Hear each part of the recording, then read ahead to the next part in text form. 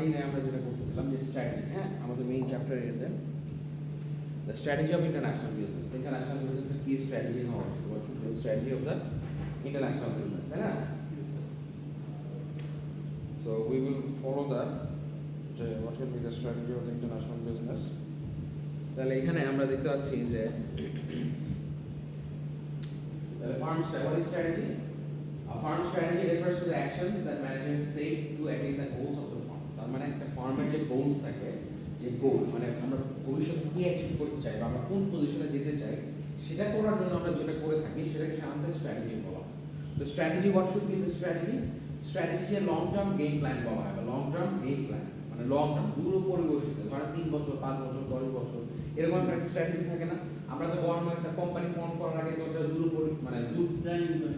হ্যাঁ মানে future planning করি, ফিউচার প্ল্যানিং করে যে আমরা এটা চাই এরকম ভাবে একটা করে কিন্তু আগাই, নাকি জাস্ট খালি দিলাম চললো না চলে না, একটা ব্যাপারটা বিজনেস প্ল্যান থাকে। এটা প্ল্যান থাকে। সো জিনিসটা হচ্ছে ফার্মসের যে স্ট্র্যাটেজিটা, ওই স্ট্র্যাটেজিটাই হচ্ছে সেটা যেটা নাকি আমাদের একটা লং টার্ম গেম প্ল্যান, যেটা দিয়ে আমরা অ্যাকচুয়ালি আমাদের বিজনেসটাকে কিভাবে রান করবো, কোথায় যাবো, কোন পজিশনে যেতে চাই সেটাকে স্ট্র্যাটেজি বলা হচ্ছে, ঠিক আছে?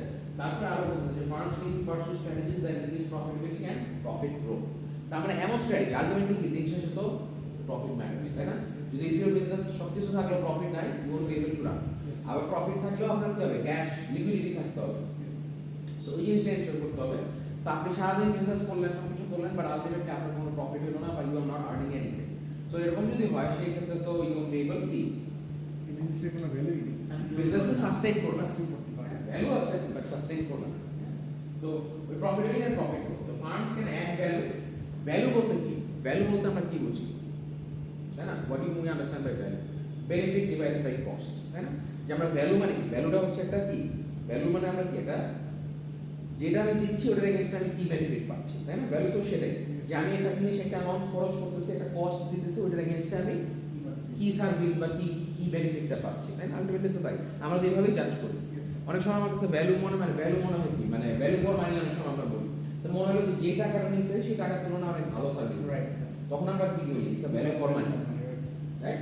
তো that is what is value. তো অ্যাড ভ্যালু। তারপরে আছে আপনি লোয়ার কস্ট। সো আইদার আপনি ভ্যালু বাড়ানোর আরেকটা ওয়ে কি আছে, আপনার কস্ট কমাইতে হবে, তাই না?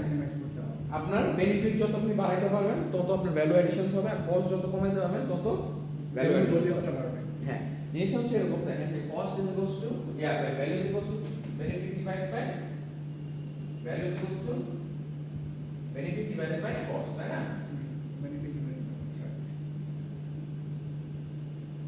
তার মানে এটাকে আমি যত কমাতে পারবো তত এই জিনিসটা ভ্যালুটা বাড়বে, আবার এই বেনিফিটটাকে যত বাড়াইতে পারবো তত জিনিসটা বাড়বে। বুঝতে পারছেন? তাহলে sell more in existing markets, তাহলে বেশি বেশি আপনার যে মার্কেট আছে সেখানে বাড়াবেন, এক্সপ্যান্ড ইন্টারন্যাশনাল। তাহলে যেহেতু আমরা ইন্টারন্যাশনাল বিজনেস করতেছি, যে ইন্টারন্যাশনাল বিজনেসের পার্সপেক্টিভ থেকে আমরা নিজস্ব যে লোকাল মার্কেট আছে এটা তো কভার করবোই, তারপরে ইন ফিউচারে দেখা যাচ্ছে যে আমরা ইন্টারন্যাশনালিও সেই জিনিসটা এক্সপ্যান্ড করবো, রাইট? এবার দেখেন এন্টারপ্রাইজ ভ্যালুয়েশন। তাহলে এন্টারপ্রাইজ ভ্যালুয়েশন কি হবে? What should be, what is this strategy? What is strategy factor determinants of enterprise value? The enterprise valuation যদি আমরা ধরি তাহলে enterprise valuation এর মধ্যে আমরা কি আছে, দুইটা জিনিস, একটা হচ্ছে প্রফিটেবিলিটি আর একটা হচ্ছে প্রফিট গ্রোথ। একটা আছে সেম প্রফিটেবিলিটি আমি করতেছি, আরেকটা আছে আমি কি করতে পারি, প্রফিটকে গ্রোথ করব। তাহলে এটা করার জন্য প্রফিটেবিলিটি আমার যদি বাড়াইতে করতে চাই তাহলে আমার কি করতে হবে, কস্ট কমাইতে হবে। যত কস্ট কমাবো, প্রফিট মানে কি, সেল মানে আমি রেভিনিউ মাইনাস কস্ট, তাই না? প্রফিট মিন্স হোয়াট, প্রফিট কি, profit is revenue minus cost, তাই না? Revenue minus cost. তাহলে আমি প্রফিট যদি বাড়াইতে হয় তাহলে আমার কি করতে হবে, কস্টকে কমাইতে হবে। কস্ট যত কমাবো তত আমার কি হবে, প্রফিট বাড়বে, না? আচ্ছা, তারপরে দেখেন add value and raise prices, ঠিক আছে? তার মানে কি, add value and raise prices, তার মানে হ্যাঁ প্রাইস আমি বাড়াইতে পারবো কখন, যখন আমি ভ্যালু এডিশনস করব। বাট সেম বেনিফিট দিয়ে যদি আমি প্রাইস বাড়াই তখন কিন্তু কি হবে, ওটা ডিসস্যাটিসফ্যাকশন ক্রিয়েট হবে, যে দাম বাড়াইছে বাট যা ওটাই আছে। তো আমি যেটা করতে পারি, প্রাইস বাড়ানোর ক্ষেত্রে ভ্যালু এডিশনস করে আমি প্রাইসটা বাড়াতে পারি, তাহলে in that case it will be easier. আচ্ছা, প্রফিট গ্রোথ। তো প্রফিট গ্রোথ কি হবে, sell more in existing markets. তার মানে প্রফিট গ্রোথের একটা ওয়ে কি, যত বেশি সেল করব তত আমার ভলিউম যত বাড়াবো, ভলিউম যত বা নাম্বার যত বাড়বে তত আমার প্রফিট গ্রোথ হবে। তার মানে একটা আমি করতে পারি যে আমার এক্সিস্টিং মার্কেটে যেখানে সেল করতেছি সেখানে আমি আমার সেলটা বাড়াইলাম, সেটা হতে পারে। আর আরেকটা জিনিস হতে পারে কি আমি এন্টার নিউ মার্কেটস, নতুন মার্কেটস, তার মানে ভলিউম তো এভাবেই বাড়বে। যেখানে অলরেডি সেল করতেছে ওখানে আরো বেশি বেশি অন্য যারা আছে তাদেরকে এখন সেল করি না ওখানে করবো, অথবা অন্য একদম নতুন মার্কেট যেখানে একদমই সেল করি না ওখানে সেল করবো, তাহলে প্রফিট ক্যান গ্রো, রাইট? আচ্ছা, highest value created দেখেন, the firm's value creation is difference between the B and C, ঠিক আছে? A firm has high profits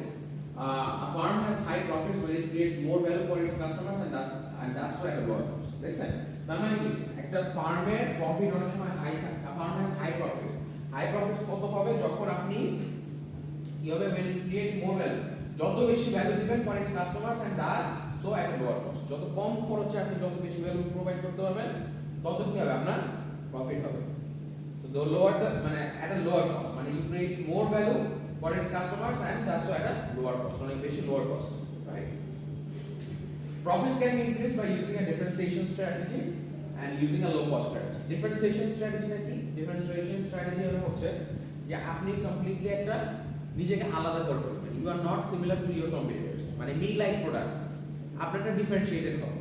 তো ডিফারেন্সিয়েটেড কি হইতে পারে? ডিফারেন্সিয়েটেড অনেক ভাবেই হইতে পারে আপনার প্রোডাক্টটাকে আপনি প্রোডাক্টের ফিচারস অনুযায়ী করতে পারেন, প্রোডাক্টের গুণগত মান অনুযায়ী আপনি ডিফারেন্সিয়েট করতে পারেন, অনেকগুলো ফ্যাক্টরস আছে, প্রাইস অনুযায়ী, প্যাকেজিং অনুযায়ী, প্লেস অনুযায়ী, ঠিক না?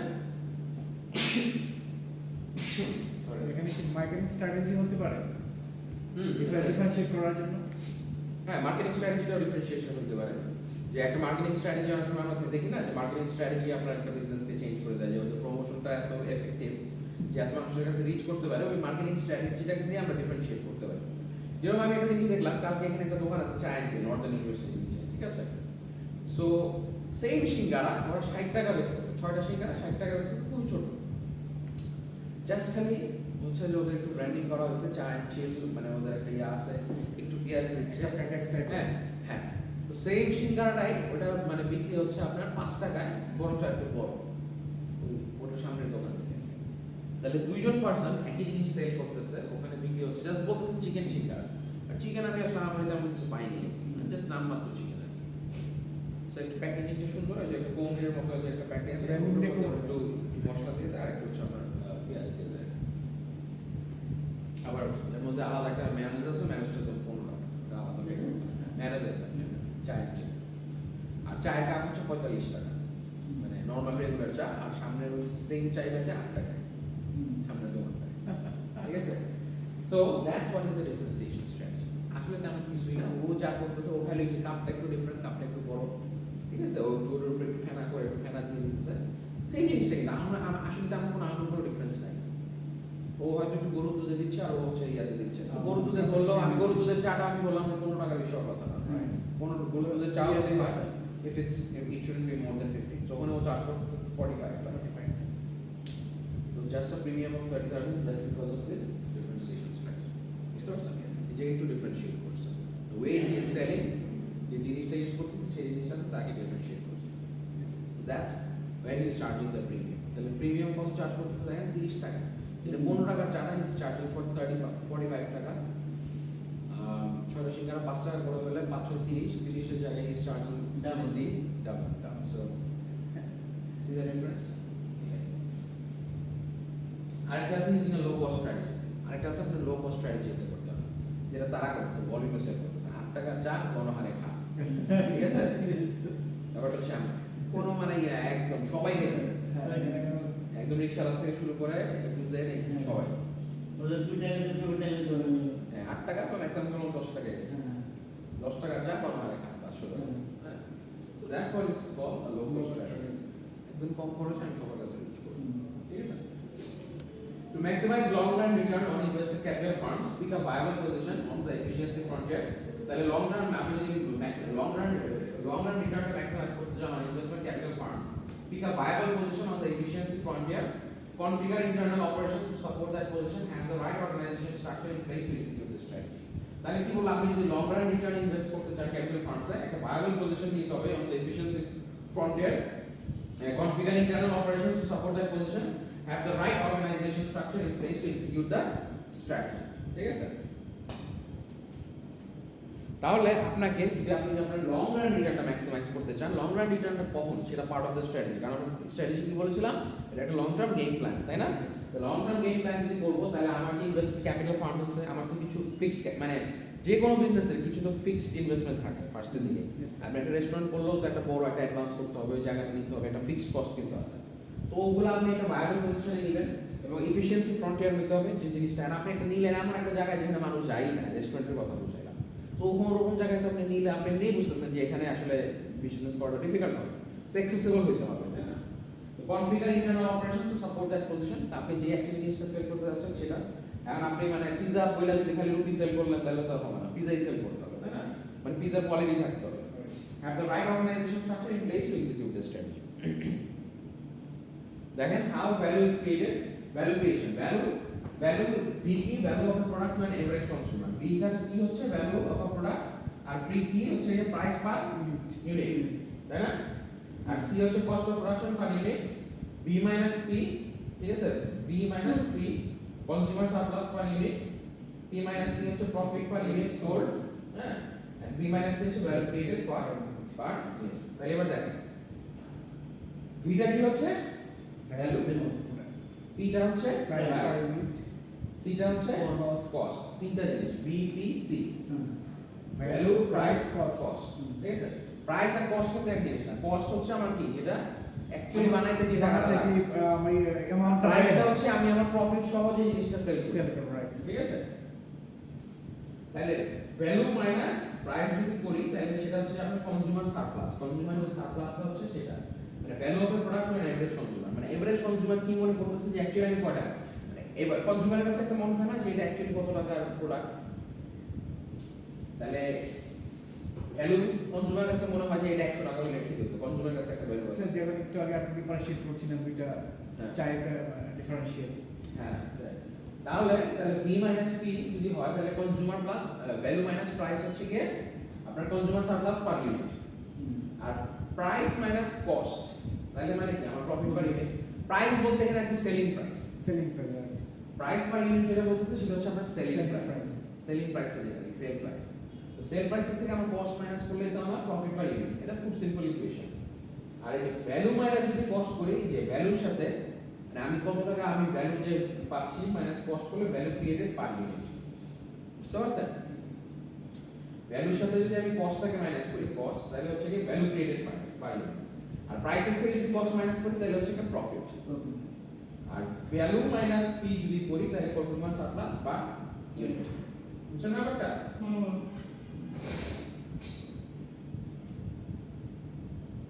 তাহলে দেখেন এখানে যে V মাইনাস P এটা হচ্ছে কি আমার কনজিউমার সারপ্লাস, তাই না? যে V minus P consumer surplus per unit, P minus C হচ্ছে কি আমার প্রফিট পার ইউনিট, তাই না? আর এটা হচ্ছে কি আমার কস্ট, তার মানে ভ্যালুটা হচ্ছে টোটালটা, তাই না? Yes sir. ভ্যালুটা হচ্ছে বেশি, প্রাইস হচ্ছে এটা, কস্ট হচ্ছে মানে কস্ট যে লোয়ার কস্ট, তারপর হচ্ছে প্রাইস, তারপর হচ্ছে ভ্যালু। তারপরে তার হচ্ছে ভ্যালুটাকে প্রায়োরিটি বেশি দিচ্ছে স্যার। হ্যাঁ, আপনাকে ভ্যালু মনে হতে দিতেই হবে, কারণ কাস্টমার যদি ভ্যালু ক্রিয়েশন করতে চান, ভ্যালু কখন ক্রিয়েট হবে, তখন কাস্টমার মনে হবে আমি যে জিনিসটা পাচ্ছি এটার দাম আরো বেশি হইলে আমি নিতাম, নিতাম দেখছেন ব্যাপারটা? ভ্যালুটা হচ্ছে তখনই তো ক্রিয়েট হবে, তাই না? নাহলে তো ভ্যালু ক্রিয়েশন হবে, তখন কি হয়ে যাবে, ডিসস্যাটিসফ্যাকশন হয়ে যাবে, অনেক দাম নিতেছে আসলে প্রোডাক্টটা ভ্যালু ক্রিয়েট করতেছে না। How are funds operations configured? দেখেন funds operations are like a value chain composed of distinct value creation activities. তাহলে দেখেন funds এর operations কিভাবে কনফিগার করা হয়। প্রাইমারি অ্যাক্টিভিটিস গুলো দেখেন, প্রাইমারি অ্যাক্টিভিটিস আপনার কি কি আছে, research and development, production, marketing and sales and customer service. তাহলে research and development, production, marketing and sales and customer service. Support activities এর কি আছে, information systems, logistics and human resource. তাহলে প্রাইমারি গুলো যেগুলো হচ্ছে বেসিক অ্যাক্টিভিটিস, হ্যাঁ, এই যে আমরা অপারেশন যে কনফিগার করা হয় এটা একটা ভ্যালু চেইন বলা হয়। ভ্যালু চেইন মানে তো বুঝুন, সাপ্লাই মানে ভ্যালু চেইন, একটার সাথে একটা ক্রিয়েটেড, যে একটা জিনিস একটা অ্যাক্টিভিটি আর একটা অ্যাক্টিভিটির সাথে। তো প্রাইমারি অ্যাক্টিভিটিস এর মধ্যে আছে কি কি, রিসার্চ এন্ড ডেভেলপমেন্ট আছে, প্রোডাকশন আছে, marketing and sales and customer, যেটা নাকি এগুলো আমার অ্যাকচুয়ালি করতেই হবে ফার্স্ট, যেগুলো না করলে আমি আমার প্রোডাক্টটা সেল করতে পারবো না। রিসার্চ এন্ড ডেভেলপমেন্ট না করলে প্রোডাকশনই হবে না, প্রোডাক্ট তৈরি হবে, প্রোডাকশন করতে হবে তৈরি করার জন্য, মার্কেটিং এন্ড সেলস করতে হবে, বিক্রি করার জন্য আগে মার্কেটিং এবং সেলস করতে হবে, কাস্টমার সার্ভিস দিতে হবে, আর সাপোর্ট অ্যাক্টিভিটিস কি আসবে, information systems, logistics, human resources, ঠিক আছে? এগুলো হচ্ছে সাপোর্ট ফাংশন, মানে আপনার information system, logistics, human resource, এগুলো হচ্ছে অ্যাডিশনাল আর কিছু আছে প্রাইমারি। প্রাইমারি যেটা বেসিক, যেটা না হলেই না, ওটা করতেই হবে, না করলে আপনার সেলই হবে না। আর সাপোর্টটা হচ্ছে অ্যাডিশনাল, যে সাপোর্টটা দেয় সেটা। এবার দেখেন ভ্যালু চেইন। তো ভ্যালু চেইনের মধ্যে দেখেন প্রাইমারি অ্যাক্টিভিটিস গুলো কি কি, এটা ইম্পর্টেন্ট আপনাদের, এটা আমি দিতে পারি। রিসার্চ এন্ড ডেভেলপমেন্ট আছে, প্রোডাকশন আছে, মার্কেটিং এন্ড সেলস আছে, কাস্টমার সার্ভিস। তো এটা কিন্তু একটা ভ্যালু চেইন, দেখেন এটা একটা এরর মতো আছে, ঠিক আছে? তো এই যে প্রাইমারি অ্যাক্টিভিটিস গুলো, এই প্রাইমারি অ্যাক্টিভিটিস গুলো কি, এটা একটা it's more like a value chain.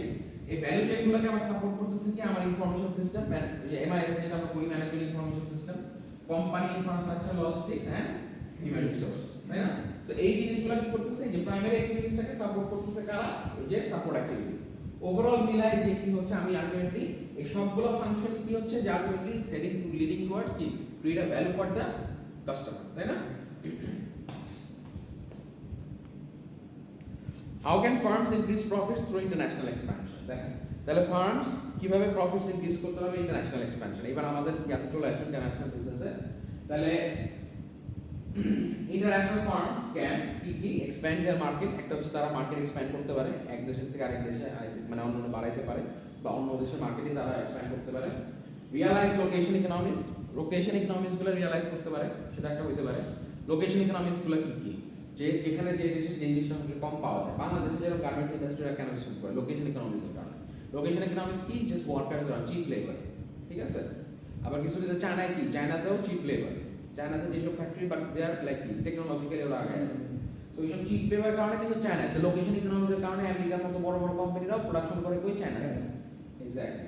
তারপরে realise greater cost economics from experience effects. তার মানে গ্রেটার কস্ট ইকোনমিক্স মানে কস্ট যত কমানো যায় ফ্রম এক্সপেরিয়েন্স এফেক্টস। সো এটা একটা রিয়ালাইজ করতে হতে পারে, যে কস্ট ইকোনমিক্স যত কমানো যাবে সেটা। আর্ন আ গ্রেটার রিটার্ন। তো গ্রেটার রিটার্ন কিভাবে আর্ন করবো, যে দ্য মোর ভ্যালু, যত ভ্যালু অ্যাডিশন করতে পারবো তত আমি earn return.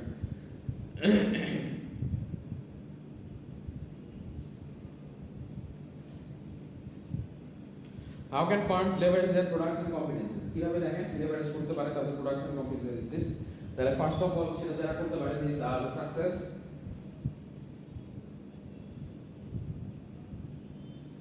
The success of firms that expand internationally depends on the key goods or services sold. তার মানে সাকসেস যেটা ডিপেন্ড করে, তার মানে কি, goods or services sold এর উপরে, তাই না? The firm's core competencies. তাহলে যেগুলো নাকি the success of firms that expand internationally, যারা নাকি ইন্টারন্যাশনালি এক্সপ্যান্ড করে বা এক দেশ থেকে আরেক দেশে ব্যবসা শুরু করে, তাদের সাকসেসটা কিভাবে ডিপেন্ড করে, হাউ देयर সাকসেস ডিপেন্ডস। তো তাদের সাকসেসটা ডিপেন্ড করে আমাদের কি, গুডস অর সার্ভিস, কি type of goods or services they sold, তাই না, সেই জিনিসটার উপরে। As well as the firms core competencies. Core competencies গুলো কি, কোর কম্পিটেন্সিস হচ্ছে আপনার ক্যাপাবিলিটিস গুলো, আপনার অ্যাবিলিটিস টু সার্ভ বেটার। আপনার এটা হচ্ছে একটা কম্পিটেন্সি, আপনার বলে না আপনার আপনার স্পেশাল, মানে কোর কম্পিটেন্সি কি, আপনি কোন জিনিসটাতে সবচেয়ে ভালো, পারদর্শী থাকে না কিছু কিছু মানুষের কোর কম্পিটেন্সি, যে জিনিসটাতে সে খুবই ভালো, যে সেটাই বলতেছে যে firms core competency. Core competencies allow firms to reduce the cost of value creation and create perceived value so that premium pricing is possible. তার মানে কি, core competency. Core competency হচ্ছে এমন কিছু abilities বা efficiencies যেগুলো নাকি ফার্ম allow করে ফার্মসদেরকে কস্ট কমানোর জন্য।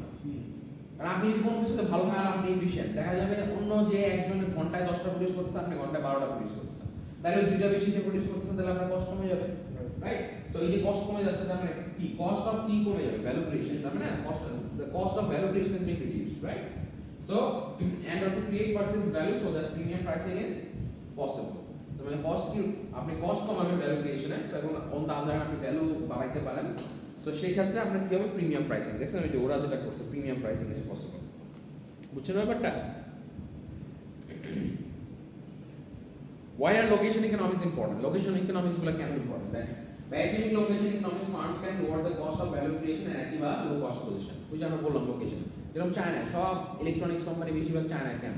বিকজ তারা খুবই পারদর্শী এই চাইনিজ, মানে ইয়াতে টেকনোলজি দিক থেকে খুবই কম খরচে, যেটা প্রাইস তাদের সাথে কেউ বিট করতে পারে, চায়নার সাথে কেউ বিট করতে পারে, কম্পিটিটিভ খুবই কম। সো তাদের যে লোয়ার দ্য কস্ট, মানে কস্টটা তারা এত কমায় ফেলে, বা তাদের লেবার এত কস্ট, চিপ কস্ট, এটার কারণে achieve low cost position. China যদি আমরা বলি চাইনিজ প্রোডাক্ট, কিন্তু মানে আমরা বুঝি যে লো কম কস্ট, তাই না? তো চায়না কিন্তু এই পজিশনটা অ্যাচিভ করে ফেলছে। ডিফারেন্সিয়েট দেয়ার প্রোডাক্ট অফারিং, মানে তাদের প্রোডাক্ট অফারিংকে ডিফারেন্সিয়েট করবে। The firms that take advantage of location economics in different parts of the world create a global wave of value creation activities. তার মানে দেখেন কি বললো, যেটা ফার্মসরা যারা নাকি অ্যাডভান্টেজ নেয় অফ লোকেশন ইকোনমিক্স, যারা নাকি firms take advantage of location economics বিভিন্ন পার্টস অফ দ্য ওয়ার্ল্ড, দেখেন কিছু কিছু জায়গায় ক্ষেত্রে লোকেশন ইকোনমিক্স, কোনো জায়গায় লেবার চিপ, কোনো জায়গায় কিছু রিসোর্সেস আছে, অনেক জায়গায় তেলের অ্যাভেলেবিলিটি আছে, সেসব জায়গায় আপনারা আমরা যাই, তাই না? তাহলে যারা নাকি যে অ্যাডভান্টেজ নেয় অফ লোকেশন ইকোনমিক্স, ফার্মস যারা নাকি অ্যাডভান্টেজ নেয় of location economics in different parts of the world, pure and create a global web of value creation activities. তার মানে they create a global web of কিসের value creation activities, তাই না?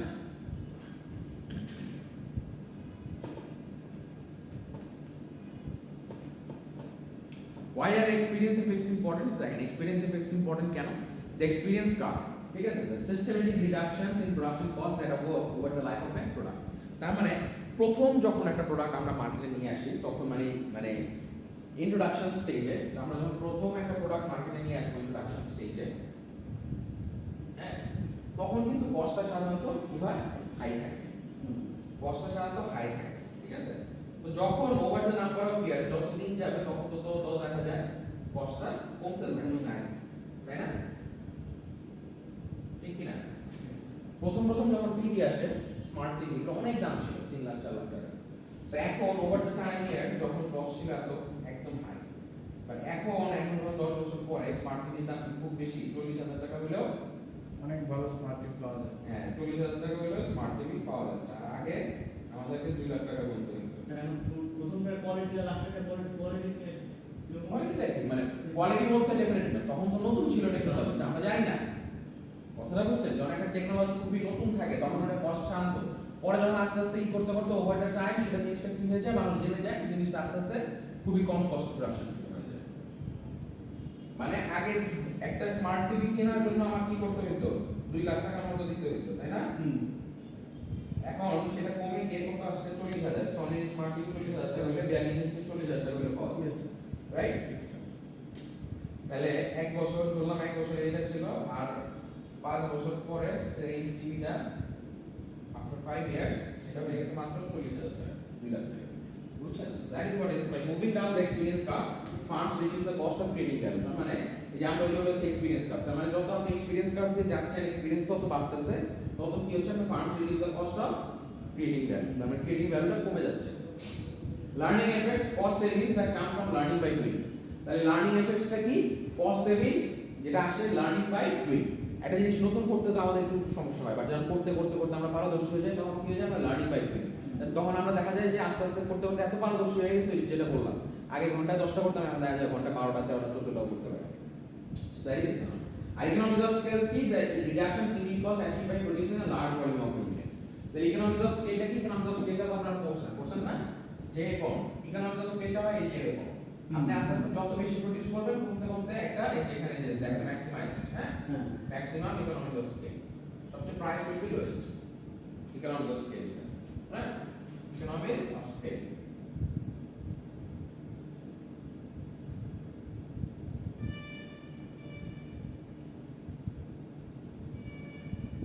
ঠিক আছে? আচ্ছা, তার মানে রিডাকশনস in unit cost achieved by producing a large volume of a product, তার মানে অনেক লার্জ ভলিউম অফ প্রোডাক্ট করে আমরা ইকোনমিক অফ স্কেলটা যেটা কমাই সেটা।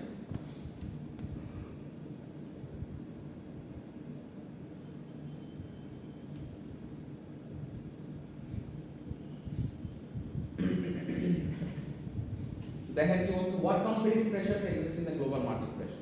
তাহলে গ্লোবাল মার্কেটে আমাদের কি ধরনের কম্পিটিটিভ প্রেসারস এক্সিস্ট করে? দেখেন, firms that compete in global markets face two competitive types of competitive pressures. তাহলে 2 types of competitive pressure face করে, কি দেখেন, limit the ability of firms to realize location economics and experience effects, leverage products and transfer skills within the firm। তার মানে যখন conflicts আসে, firms that compete in global markets, যখন যারা global মার্কেটে কম্পিট করে, দুইটা ধরনের conflicting types of competitive pressure. Pressures for কি? কস্ট রিডাকশন, একটা আসে কস্ট রিডাকশনের জন্য, যে কস্ট কমাইতে হবে, আরেকটা আসছে কি? প্রেসারস টু বি লোকালি রেসপন্সিভ। ঠিক আছে? তাহলে এই দেখেন, এই যে প্রেসারস গুলো আছে এগুলো কি করে? যে limit the ability of firms to realise location economics and experience effects, leverage products and transfer skills within the firm. সবসময় যদি আমরা কস্ট রিডাকশন প্রেসার করি তাহলে কি হয়? কোয়ালিটি কিন্তু সবসময় ভালো রাখা যাবে। কস্ট সবসময় যদি কমাইতেই হয় তাহলে অনেক সময় দেখা যায় কোয়ালিটি কম্প্রোমাইজ করতে হয়, তাই না? তো সেটা একটা ইস্যু, যেটার কারণে আমাদের যে লোকেশন ইকোনমিক এক্সপিরিয়েন্স এফেক্টস এই জিনিসগুলো প্রবলেম হয়, বিকজ এই কনফ্লিক্টিং টাইপস অফ কিছু কম্পিটিটিভ প্রেসার থাকে। কম্পিটিশনের কারণে দেখা যায় যে কম্পিটিশন যদি একটা অনেক সময় দেখবেন যে খারাপ মানের একটা কোয়ালিটি কম দামে বিক্রি করতেছে, যার কারণে আপনার ভালো প্রোডাক্ট আপনি বেশি দাম টার্গেট নিতে চান না, পরে কি ওটা কমে পাইছে কিন্তু কোয়ালিটি খারাপ ওইটাই দিচ্ছে মানুষ, এরকম হয় নাকি? হয় না? দোকানে গেলে বলে যে আরে ভাই ওটা তো দাম কম, ওইটাই মানুষ ওইটাই চলে, তার মানে ওইটাই রাখি, আমার ভালো দরকার নাই, কারণ মানুষ কমই বুঝে, এরকম বলে না? তো এটার কারণে প্রেসার ফর কস্ট রিডাকশনস এর কারণে আপনি যে লোকেশন ইকোনমিক্স এক্সপেরিয়েন্স এফেক্টস এই জিনিসগুলো, তারপরে force the fund to lower unit cost. তুমি চাইলে কি করো ওই দামি প্রোডাক্ট বেচতে পারে না, কারণ আরেকজন কম দামি প্রোডাক্ট বেচতেছে, ওইটাই বেচে। Require the fund to adapt to its product to meet local demands in each market but raise costs. তাহলে কি আছে? Pressures to be locally responsive. তাহলে লোকালি রেসপন্সিভ হলে কি? তাহলে আমাদের কি করে requires the fund to adapt its product to meet local demands. তাহলে আমরা ফান্ডকে রিকোয়ার করে অ্যাডাপ্ট করার জন্য লোকাল ডিমান্ডস মিট করার জন্য ইচ মার্কেট বা রেজ কস্ট। মানে লোকালি রেসপন্সিভ হতে হলে লোকালি যে চায় বা যেরকমই করে সেটাই তো আমার করতে হবে, তাই না? তার মানে ওটা কি হয়? প্রোডাক্টের লোকাল ডিমান্ডটা বেড়ে যায় বাট কস্ট, লোকাল ডিমান্ড বাড়ানোর জন্য আমার কস্ট বাড়াইতে হবে।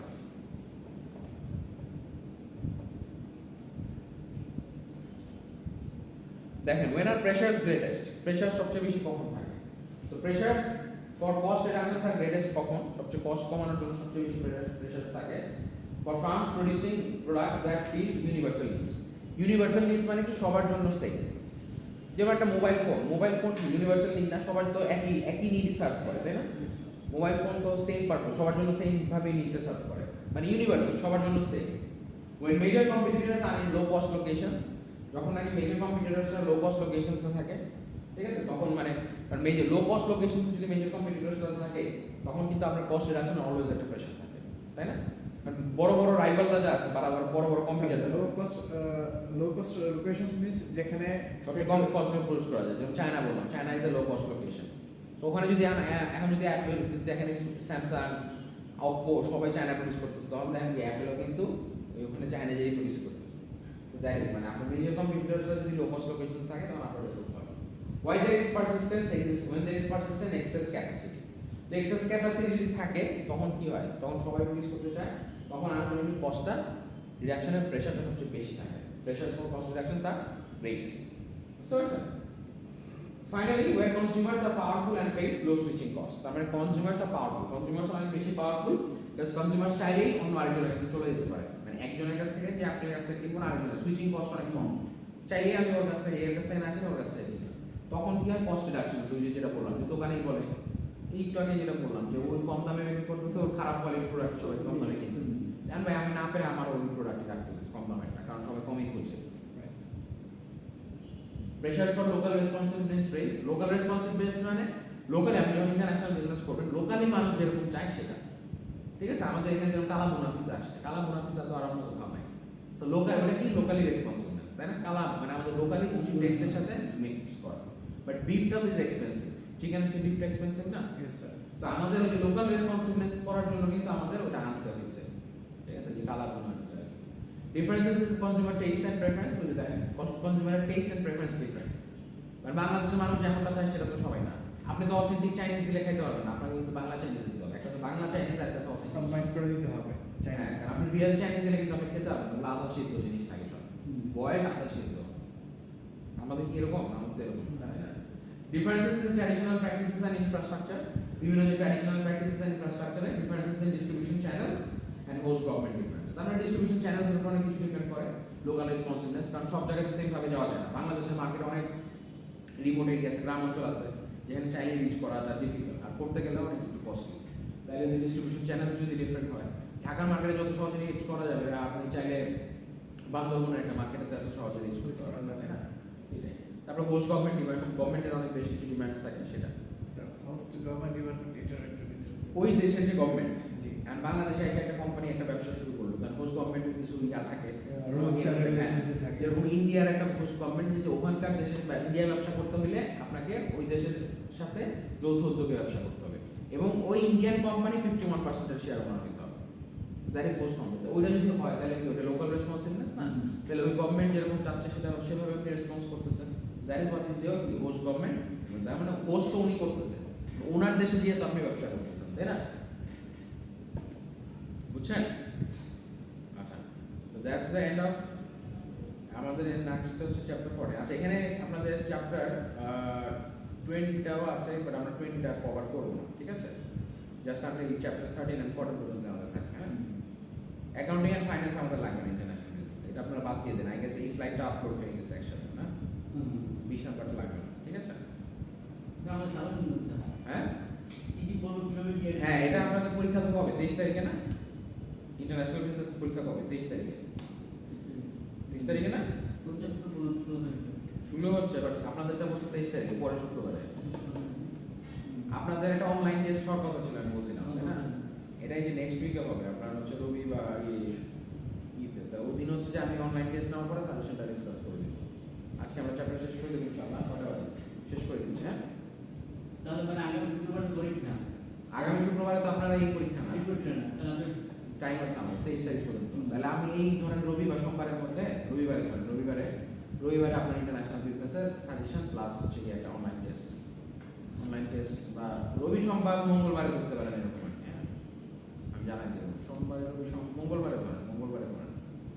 আচ্ছা আগে জানেন সাথে আগে তখন কাকে তাহলে রবিবার দিব, রবিবার শনিবার লাগবে হবে শনিবারে কাউকে পারবো না, আপনি ব্যস্ত আছেন। আমি আবার রবিবার দিন মালয়েশিয়া যাচ্ছি। সাত শনিবার না মালয়েশিয়া আছে স্যার, মালয়েশিয়া থেকে এক্সাম দেবে?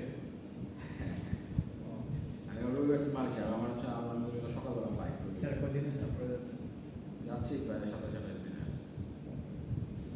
তোমার শনিবার থাকবেন না না, আমি থাকবো না, কিন্তু মানে কোশ্চেন সব দিয়ে যাবো, পরীক্ষার সময় আমি থাকবো। তো এই জন্যই যাচ্ছি আর কি, আমার ওই পিএইচডি কাজের জন্য যেতে হচ্ছে, পিএইচডির জন্য। তাহলে কবে কবে দিচ্ছেন আপনি আমি এসে দিয়ে দেন কবে কবে হ্যাঁ, রবিবার বা আপনি সোমবার।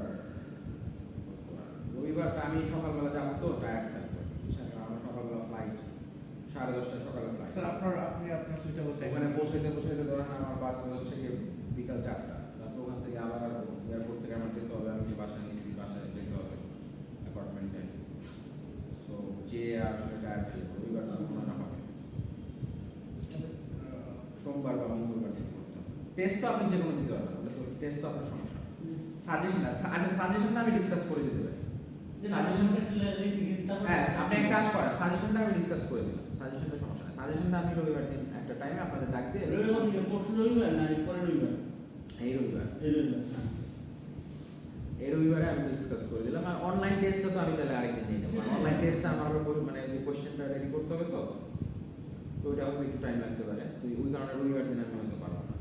স্যার মানডে দিন তো?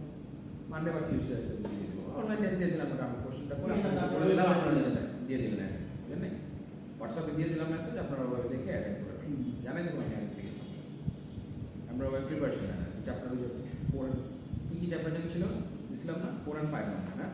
আপনার 3 4 5 হ্যাঁ 3 3 4 5 এর এমসিকিউ 3 4 5 10 মার্কস। স্যার 10 মার্কসের জন্য ক্লাস টেস্ট। হ্যাঁ 3 4 চ্যাপ্টার 3 4 5 না, এটা আমরা একটা মেসেজ দিয়ে রাখবো হোয়াটসঅ্যাপে, জাস্ট চ্যাপ্টার 3 4 5 10 মার্কস এমসিকিউ।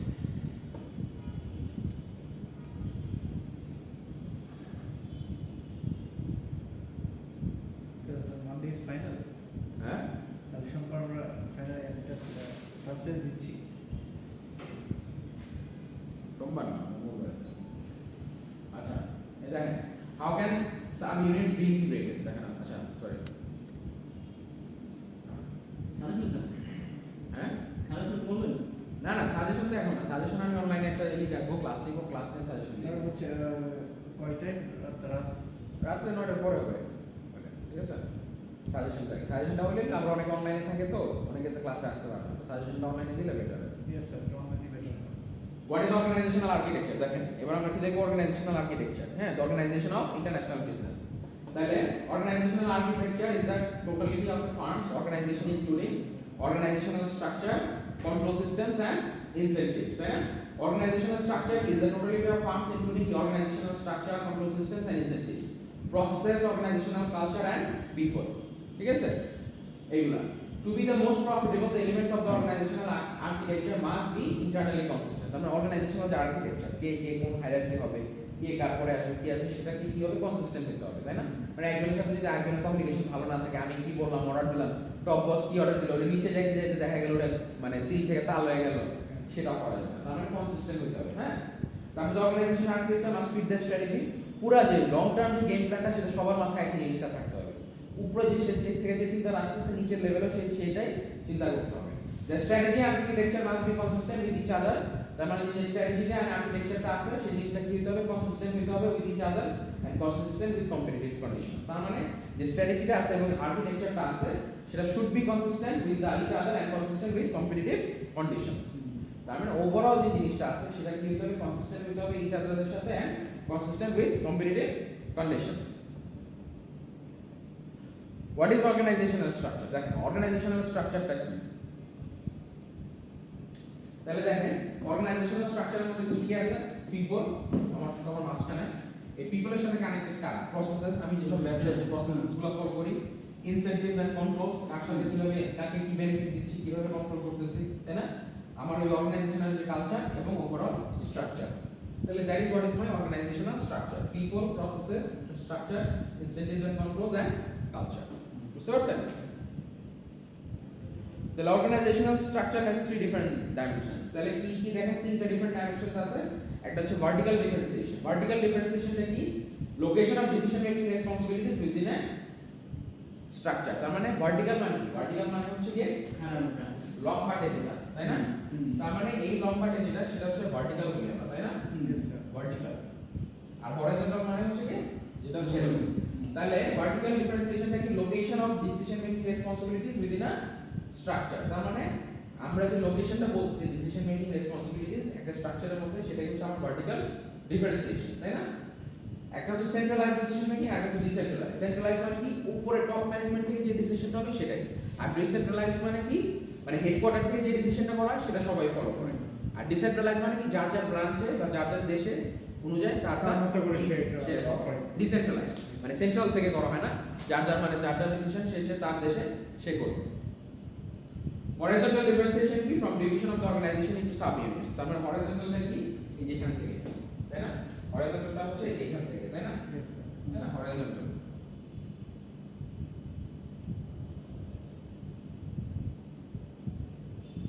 এটা হচ্ছে differentiation তার মানে formal division of the organization into sub units তার মানে formal যে ডিভিশনটা আছে organization সেটা into sub units তাই না integrating mechanisms the mechanisms for coordinating sub units the what are the mechanisms for coordinating the sub units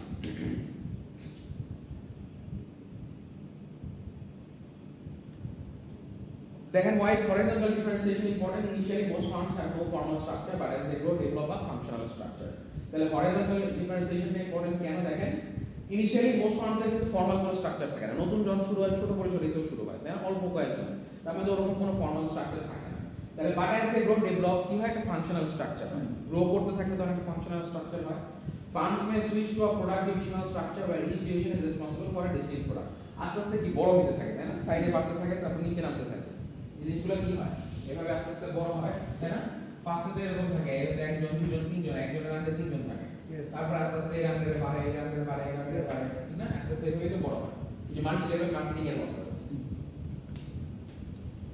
তাইলে firms may switch to a product divisional structure where each division is responsible for a distinct product line. When firms expand internationally, they often group all of their international activities into an international division. তার মানে কি হয় ধরেন ফার্স্টে শুধু একটা country থেকে শুরু করলো ধরেন ইউএসএ থেকে শুরু করলো তারপরে কি হলো ইউরোপের দেশে গেল ফ্রান্সে গেল কানাডায় গেল নেদারল্যান্ড তাহলে আস্তে আস্তে দেশ যত বাড়াচ্ছে তত তো আমার যাওয়া বাড়তেছে তাই না হেডকোয়ার্টার আমি আমেরিকাতে কিন্তু তার যখন ফ্রান্সে অপারেশন শুরু করলাম অমুক দেশে অপারেশন শুরু করলাম তমুক আরেকটা দেশে অপারেশন শুরু করলাম প্রত্যেকটা কি এক হচ্ছে যে গ্লোবাল হেড আর এটা হচ্ছে রিজিওনাল হেড ঠিক না এরকম তো মানে একটা আছে গ্লোবাল হেড মানে পুরো সারা বিশ্বের যে যত কোম্পানি সেটার হেড আরেকজন আছে কি যে অমুক কান্ট্রি হেড যেটা কান্ট্রি হেড বলে when firms expand internationally they often group all of their international activities into an international division তার মানে দেখেন ফার্স্টে কি টপ ম্যানেজমেন্ট তাই না টপ ম্যানেজমেন্ট থাকে আর টিপিক্যাল ফাংশনাল স্টাফ থাকে ফাংশন যে আমরা করি কি কি ফাংশন থাকে পারচেজিং থাকে ম্যানুফ্যাকচারিং থাকে মার্কেটিং থাকে ফাইন্যান্স থাকে তাহলে এই দেখেন টপ ম্যানেজমেন্ট থাকে এটার আন্ডারে পারচেজিং আছে ম্যানুফ্যাকচারিং মার্কেটিং এন্ড ফাইন্যান্স তো এটা একটা টিপিক্যাল সাধারণ ফাংশনাল স্ট্রাকচার এবার দেখেন একটা ডিভিশনাল স্ট্রাকচার কি হতে পারে। ডিভিশনাল এই দেখেন একটা আছে হেডকোয়ার্টার, হেডকোয়ার্টারের আন্ডারে division product line a, division product line b, division product line c. আবার এটার মধ্যে দেখেন department purchasing, department manufacturing, department marketing and department finance, তাই না? এন্ড এইগুলোর আন্ডারে এগুলো হচ্ছে ডিভিশনাল। কারণ ডিভিশনাল প্রোডাক্ট এই যে যেরকম ইউনিলিভার, ইউনিলিভারের একটা গ্লোবাল হেড আছে, আবার একটা কান্ট্রি হেড আছে। তো ইউনিলিভার আবার ডিভিশন প্রোডাক্ট লাইন সব জায়গায় সব প্রোডাক্ট আবার পাওয়া যায় না। Unilever product line a, product line b, product line c, এর আন্ডারে হচ্ছে ডিপার্টমেন্ট পারচেজিং, ম্যানুফ্যাকচারিং, এইভাবে। What is an international divisional structure? ওই international divisional structure দেখেন headquarters, domestic division, general manager product line A, domestic division, general manager product line B. ওই যে মানে headquarters থাকে একটা দেশের কান্ট্রির জন্য, তার মানে প্রত্যেকটা ডোমেস্টিক ডিভিশনের জন্য প্রোডাক্ট লাইনের জন্য আবার আলাদা আলাদা প্রোডাক্ট লাইন। যেরকম ধরেন শ্যাম্পু একটা লাইন আছে, সোপ একটা লাইন আছে, তাই না? বুঝতে পারছেন ব্যাপারটা? আবার ডিটারজেন্ট একটা লাইন আছে, বুঝতে পারছেন? This are like different product line, এটাকে বলে। শ্যাম্পুর একটা লাইন আছে, সোপের একটা লাইন আছে, ডিটারজেন্টের একটা লাইন আছে, ইউনিলিভার। সো এটা তাহলে হেডকোয়ার্টার্স কি কান্ট্রি হেডকোয়ার্টার, এটা আমাদের ডিভিশন, ডিভিশন ডোমেস্টিক ডিভিশন। তাহলে এগুলো হচ্ছে সাধারণত প্রোডাক্টের, এটা হচ্ছে ফাংশনাল ইউনিটস। ফাইনালি হচ্ছে আপনার international division, general manager area line, country 1, country 2। International ডিভিশনের ক্ষেত্রে এটা হচ্ছে আপনার হেডকোয়ার্টার্স, হেডকোয়ার্টার্সে যেটা হচ্ছে হেডকোয়ার্টারে যেটা হেডকোয়ার্টার দেখতেই থাকে, তাই না? আর হেডকোয়ার্টার আন্ডারে ইন্টারন্যাশনাল ডিভিশনের আন্ডারে কি থাকে? কান্ট্রি 1, কান্ট্রি 1, কান্ট্রি 2 এরকম আছে। প্রোডাক্ট এ বি সি, দেখছেন? এই যে এটার আন্ডারে হেডকোয়ার্টারের আন্ডারে তিনটা আছে, আর ইন্টারন্যাশনাল ডিভিশন আছে। আর ইন্টারন্যাশনাল ডিভিশনের আন্ডারে হচ্ছে কি এরকম সব আবার আলাদা আলাদা। বুঝছেন ব্যাপারটা? যে হাইরার্কি এটা হচ্ছে চারটা। What happens next? Firms that continue to expand will move to either a worldwide product divisional structure, worldwide product divisional structure adopted by firms that are reasonably diversified, তাই না? Worldwide area structure favored by firms with low degree of diversification and domestic structure, যদি worldwide area structure হয় এরকম, worldwide product divisional structure। আর এটা হচ্ছে global matrix structure। global মানে কি দেখেন, যারা নাকি স্প্যান করার ইয়া করে, একটা হচ্ছে worldwide product divisional structure, যেটা আমরা দেখলাম product wise division করতে হবে, তাই না? adopted by firms that are reasonably diversified। আর এটা কি আছে worldwide area structure, area wise যেটা বলতেছে, favored by firms with low degree of diversification and a domestic structure based on function। তাহলে লো ডিগ্রি অফ ডাইভার্সিফিকেশন খুব একটা বেশি মানে ওরকম product a, product b, product C এরকম একটা করে না, জাস্ট এরিয়া ওয়াইজ ভাগ করে দেয় যে ভাই তোমার যা যা প্রোডাক্ট আছে সব তুমি ওটাই করবা, কিন্তু যে মানে প্রোডাক্ট মানে শ্যাম্পুর জন্য একটা, সোপের জন্য একটা, ডিটারজেন্টের জন্য একটা, এইভাবে এত এত ডিফারেন্সিয়েশন নাই, বুঝছেন? জাস্ট খালি এরিয়া ওয়াইজ ভাগ করে দিলাম, বাংলাদেশেরটা তুমি দেখো, নেপালেরটা তুমি দেখো, ইন্ডিয়ারটা তুমি দেখো, এরকম আর কি, বুঝছেন? আর global matrix structure tries to minimize the limitations of the worldwide area structure and the worldwide product divisional structure. আরটা আছে গ্লোবাল স্ট্রাকচার, মানে হেডকোয়ার্টার থেকে পুরোটা কন্ট্রোল করবে, বুঝতে পারছেন? মানে একটা আছে যে worldwide product divisional structure, product wise আমি প্রোডাক্ট যে মানে শ্যাম্পুর জন্য আমি একটা ডিভিশন করে দিলাম, ওভাবে আমি আলাদা আলাদা কান্ট্রিতে কন্ট্রোল করব। আর আরেকটা আছে যে এরিয়া ওয়াইজ কন্ট্রোল করব। আর গ্লোবালটা যেটা আমি এক জায়গা থেকে সব কন্ট্রোল করব। গ্লোবাল তো বলছি মানে ওয়ান কান্ট্রি, গ্লোবাল ভিলেজ মানে কি একটা দেশ। দেখেন ওই যে what is worldwide product division structure, তাহলে ওয়ার্ল্ডওয়াইড প্রোডাক্ট ডিভিশন স্ট্রাকচার কি আছে? হেডকোয়ার্টার্স, তাই না? ওয়ার্ল্ডওয়াইড প্রোডাক্ট ডিভিশন গ্রুপে, তার মানে হেডকোয়ার্টার আন্ডারে আমরা বলছিলাম যে মানে এই ভাগ থাকে ওয়ার্ল্ডওয়াইড প্রোডাক্টের আন্ডারে division of year product group A or division A, product group or division B, product group or division C. তার মানে তিনটা কিন্তু আমি ডিভিশন পাইলাম, রাইট? 3 ডিভিশন হেডকোয়ার্টার্স আন্ডারে প্রোডাক্টের উপরে বেস করে ডিভিশন করলাম, তাই না? এখন এই প্রোডাক্টের উপরে বেস করে দেখেন প্রোডাক্ট বি এর উপরে এরিয়া 1, এরিয়া 2, মানে অমুক দেশ তমুক দেশ। মানে ধরেন যে এখন সোপের যদি আমি বলি সাবানের জন্য বাংলাদেশে কি হচ্ছে, ইন্ডিয়া কি হচ্ছে, দ্যাট ইজ মাই ওয়ার্ল্ডওয়াইড প্রোডাক্টের উপরে বেস করে আমি ডিভিশনটা করতেছি, ঠিক না? সেইটা আমার প্রোডাক্ট ডিভিশন কি? সোপ, ইউনিলিভার, ধরে নিলাম ইউনিলিভার হেডকোয়ার্টার, এটা সোপ। এই সোপের মার্কেট বাংলাদেশে কি অবস্থা আছে, ইন্ডিয়া কি অবস্থা আছে, বুঝছেন ব্যাপারটা? সাবানের What is the worldwide area structure? Area structure কি হলো? area wise ভাগ করে দিলাম। হেডকোয়ার্টার দিয়ে দিলাম North America, Europe area, Far East area, Latin America, and এটার আন্ডারে এরিয়ার পরে গিয়ে তারপরে ডিভিশন যার যেরকম সেটা সেভাবে হবে, ঠিক আছে? এটার প্রোডাক্টের ওয়াইজ করে আমরা ভাগ করলাম না, but according to area wise ভাগ করে দিলাম। তারপর তোমার ওই দেশে যার যা প্রোডাক্ট আছে ওটা শেষে দেখবে। আর what is the global matrix structure? Global matrix এই যে হেডকোয়ার্টার্স সবকিছু এখানে আনবে, দেখছেন? Product a, product b, product c সব কিছু কিন্তু কন্ট্রোল করতেছে কে? হেডকোয়ার্টার।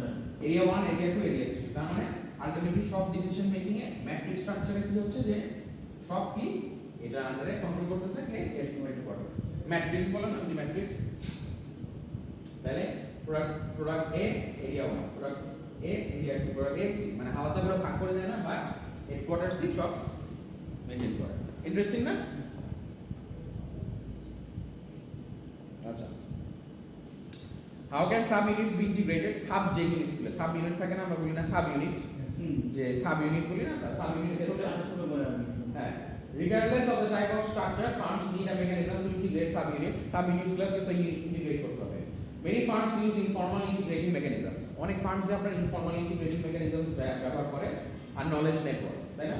informal integrating mechanisms মানে ইনফর্মালি অন্যান্য সাব ইউনিটের সাথে কানেকশন থাকে, তাই না? অনেক কিছু সাপ্লাই যায়, এরপরে সাব ইউনিট করে ফেলে, যে সাপ্লাইকে বাই তুই আমার সাথে একবার আমার পার্টনারই হয়ে যায়, এরকম সাব ইউনিট করে ফেলে না অনেক সময় এরকম। তাহলে ইনফর্মাল মেকানিজম থাকে, নলেজ নেটওয়ার্ক তো তাকে দিল। ফর্মাল ইন্টিগ্রেটিং মেকানিজমস কি আছে দেখেন, ফর্মাল যদি ফর্মালি নিতে হয় তাহলে একবারে কিনে ফেলতে হবে। যেমন আমাকে একটা পার্ট সাপ্লাই করতে, একটা হচ্ছে ইনফর্মালি করলাম, যে ঠিক আছে তুই আমার সাথে যোগ হয়ে যা, আমার পার্টনার হিসেবে কাজ কর। আর যদি ফর্মাল নিতে চাই তাহলে কি হতে পারে, পার্সোনাল কন্ট্রোলস হবে, bureaucratic controls, output controls and cultural controls.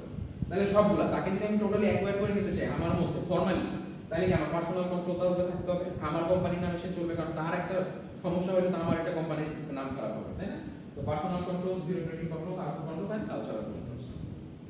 বুঝছেন? কালচার তো আমরা অনেক কথা বলছি, হোয়াট ইজ অর্গানাইজেশনাল কালচার, সেটা তো আমরা খুব ভালো মতো জানি। কালচার নিয়ে অনেক কথা বলছি না? কালচার মানে কি? একটা অর্গানাইজেশনের প্রত্যেকটা কালচার থাকে। আমাদের লোকাল কিছু কোম্পানিজ আছে কি একরকম কালচার, আবার বাইরের দেশের যে মাল্টিন্যাশনাল কোম্পানিগুলো সেগুলো একরকম কালচার, ঠিক কি না? ঠিক কি না? আমাদের লোকাল কোম্পানিগুলোতে একটু বসি ভাব বেশি থাকে, তাই না? এমপ্লয়িরা মনে করে যে সে আমার চাকর, এরকম একটা অ্যাটিটিউড থাকে, এই তোর যা বলবো তাই করতে হবে, নাহলে কালকে চাকরি নয়। বাট এমএনসি গুলোতে কিন্তু এই ধরনের কালচার নেই, আছে এই ধরনের পরিবেশ, সবাইকে ইকুয়ালি মানে ট্রিটমেন্ট করার চেষ্টা করা হয়।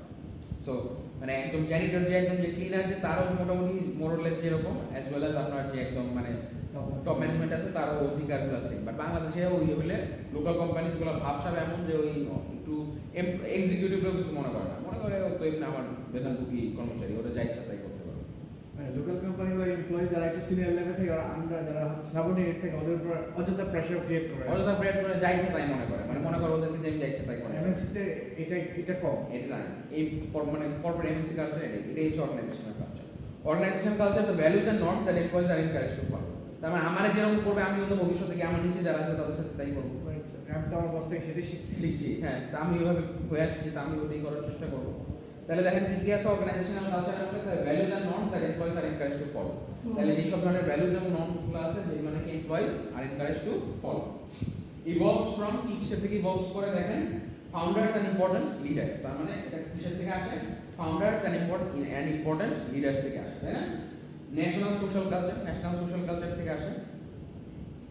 দ্য হিস্ট্রি অফ দ্য এন্টারপ্রাইজের হিস্ট্রি থেকে আসে, and decisions that resulted in high performance, তাই না? তাহলে এগুলো কি ফাউন্ডার্স এন্ড ইম্পর্টেন্ট লিডার্স। তাহলে আমার যে লিডার হবে বা আমার যে ফাউন্ডার হবে তার কাছ থেকে আমি অনেক কিছু শিখবো, তাই না? স্টিভ জবস অ্যাপলের ফাউন্ডার, সে অনেক বিনয়ী ছিল, তার কাছ থেকে আমার অনেক কিছু শেখার আছে। সো ফাউন্ডারকে আমরা ফলো করি, আমাদের লিডারকে তো আমরা ফলো করার চেষ্টা করি, বা আমাদের সিও তাকে ফলো করার চেষ্টা করি, তার কাছ থেকে তো অনেক কিছু শেখার চেষ্টা করি। ন্যাশনাল সোশ্যাল স্ট্রাকচার কি অবস্থা আছে সেটা দেখার চেষ্টা করি। Decisions that resulted in high performance, তাহলে এগুলো। Managers in companies with a strong culture share a relatively consistent set of values and norms that have a clear impact on the way work is performed. তাহলে ম্যানেজার্সরা যারা একটা strong কালচারে belong করে, তাহলে কি হয়, তারা একটা strong relatively consistent set of values share করে and norms that clear impact on the way. তার মানে এটা স্ট্রং কালচার মানে কি, রিলেটিভলি কনসিস্টেন্ট, সবাই মোরলেস ফলো করার চেষ্টা করে, কেউ কাউকে ছোট করে দেখার চেষ্টা করে না, আন্ডারস্টিমেট করে না, সবাই সবাইকে সম্মান দিয়ে চলে, একজন আরেকজনকে হেল্পফুল, সবাই সবাইকে উঠানোর চেষ্টা করে। এই ধরনের একটা কালচার, সবাই এরকম একটা স্ট্রং কালচার, বুঝতে পারছেন? How can firms implement organizational change? দেখেন ফার্মস অর্গানাইজেশনাল চেঞ্জ কিভাবে ইমপ্লিমেন্ট করবে। The firm's strategy must be consistent with the environment in which the firm operates. আমার স্ট্র্যাটেজির সাথে এনভায়রনমেন্টের সাথে মিল থাকতে হবে। আপনি যেখানে যাইতে চাচ্ছেন সেখানে যদি আপনি মনে করেন আপনার কোম্পানিকে অনেক ভালো পজিশনে নিয়ে যাবেন, আপনার কিন্তু এমপ্লয়িদের সাথে ভালো ব্যবহার করতে হবে, তাদেরকে আপনার খুশি রাখতে হবে, ঠিক কিনা? তাদেরকে আপনার নিজের মতো করে রাখতে হবে, তাদেরকেও ফিল করাতে হবে যে এটা শুধু আমি এখানে চাকরি করতেছি না, এটা আমার নিজের কোম্পানি।